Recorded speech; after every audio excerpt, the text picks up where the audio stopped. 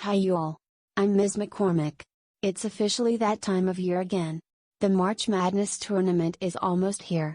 And once again, we're going to look back at what the tournament was like exactly a decade ago. Before we start, if you haven't seen the videos of what the tournament was like 10 years ago from 2013 to 2015, I recommend watching them to see how those three turned out. Anyways, now let's blast off and let my watch take us back of what the tournament was like in 2016.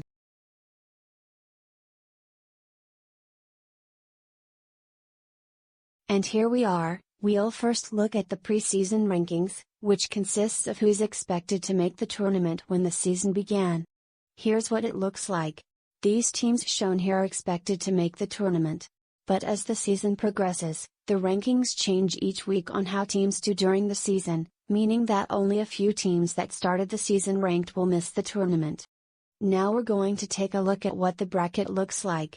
Remember to pause if the camera moves too quickly while showing it.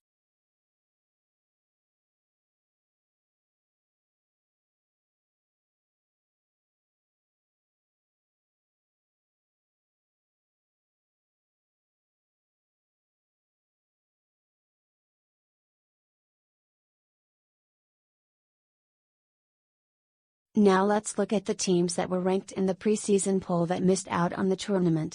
To anyone's surprise, the only team that was ranked in the preseason poll that missed the tournament was LSU. After losing in the first round the previous year, they missed out on the big dance. Now we'll see how the bracket turned out, starting with the first 4 games, then the 4 regions of the bracket, and lastly, the final 4. Starting off, Wichita State, Florida Gulf Coast, Michigan, and Holy Cross won their respective first 4 games to move on to the main bracket. As we move on to the main bracket like in previous years, we're going to start off with the region in the top left, which is the South region. Because it has the top overall seed of the tournament, which is Kansas. This region had 2 double-digit seeds winning their first round game, which are both 11 seed Wichita State out of the first 4, and 13 seed Hawaii. Both of them would not last that long as they ended up losing in the second round. 2 seed Villanova would end up going to the Final 4 after beating 1 seed Kansas in the Elite 8. Now we come on down to the West region. This region had 3 double-digit seeds winning in the first round, with those being 10 seed VCU, 11 seed Northern Iowa, and 12 seed Yale. During Northern Iowa's upset over Texas, they made this half-court buzzer beater that sent them to the second round. Taylor attacks, floats, even at 72, 2.7 left. Last chance for the Panthers. And he said he wouldn't take a timeout in this situation. Jesperson, half-court heave for the win. Jesperson knows it. Northern Iowa wins it at the buzzer, 75-72. But in the second round, it looked like Northern Iowa was going to the Sweet 16 up by 12 with 44 seconds left. But out of nowhere, Texas A&M pulled off one of the greatest comebacks in tournament history, and would be the ones to become sweet. Just like the South region, the 2 seed, which is Oklahoma, would end up winning against the 1 seed, which is Oregon, in the Elite 8 to go to the Final 4. Next we swing up to the East region. 14 seed Stephen F. Austin was the only double-digit seed in this region to win their first round game, in which they took out 3 seed West Virginia. The only other upset in this region came in the second round, where 7 seed Wisconsin took out 2 seed Xavier by making this 3-pointer at the buzzer to go to the Sweet 16. Here we go. 2 to go. Trip to the Sweet 16. Katie's got it. Rises up. The shot. And it's good! It's good! Wisconsin has won it! Wisconsin would end up losing to Notre Dame in the Sweet 16, who made it to their second straight Elite 8. The Irish would once again fall short of the Final 4 as North Carolina beat them to become the only 1 seed to make it there. The last region we have is the Midwest region. And oh, my, Rocky Top. Y'all won't believe how many upsets there were for this region. This region had 4 double-digit seeds winning in the first round, with those being 10 seed Syracuse, 11 seed Gonzaga, 12 seed Little Rock, and the biggest upset of the tournament. which is my alma mater, in 15th seed Middle Tennessee. Yup. You heard me right. I was an alumni there. And this was one of the greatest moments during my college career, despite not being in attendance for that game due to my boss not letting me, but that's for another story. Now cue the clip already so that I can show y'all what I mean. Inside, knocked away. Raymond got it. A steal.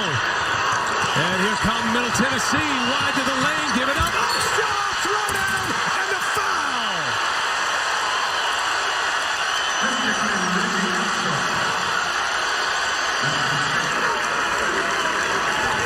And by the way, Michigan State never led in this game. Middle Tennessee's had the lead the whole way. That's it. The Blue Raiders of Middle Tennessee, a 15 seed, has won it, and they are moving on. Man, that always gives me the chills. But our run didn't last long as we fell to Syracuse in the second round. And yes, I was in fact in attendance for that game. Their opponent in the Sweet 16 would be Gonzaga, who had the only second-round upset of this region by beating 3-seed Utah. Syracuse would end up becoming the first 10 seed ever to make the Final Four after coming back down 15 in the Elite Eight to take out 1-seed Virginia. This means, we officially have our Final Four teams: Villanova, North Carolina, Oklahoma, and Syracuse. This is both Villanova's and Oklahoma's first Final Four appearances since 2009 and 2002 respectively, in the battle of the two seeds, on the left. And on the right, we have the only one seed left in the tournament in North Carolina, who are going up against an orange hot 10th seed in Syracuse. In one of the most one-sided games in Final Four history, Villanova took out Oklahoma, 95-51, in the first Final Four game. And in the other Final Four game, North Carolina ended Syracuse's run by beating them 83-66. Which means, in the national championship, we have a battle between two blue bloods in Villanova and North Carolina. With that being said, the winner of the 2016 March Madness tournament is. Where is that rocket engine sound coming from?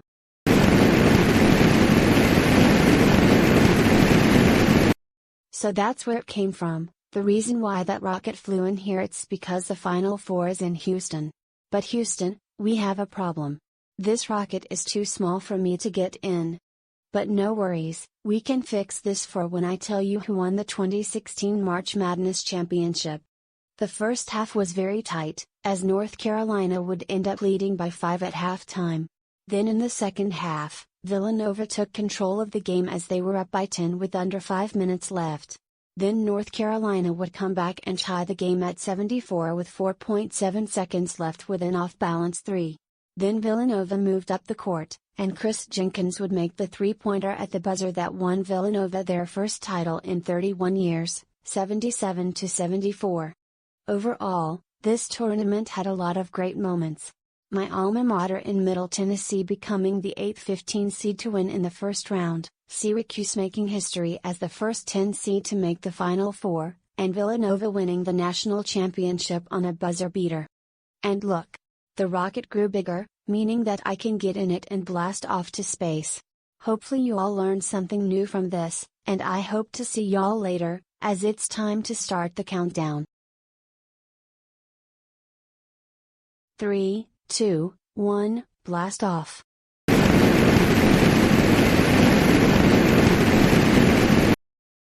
Gonna go length of the court with Archie Diacono. 3 seconds at midcourt. Jenkins gives it to Jenkins for the championship. Oh! No!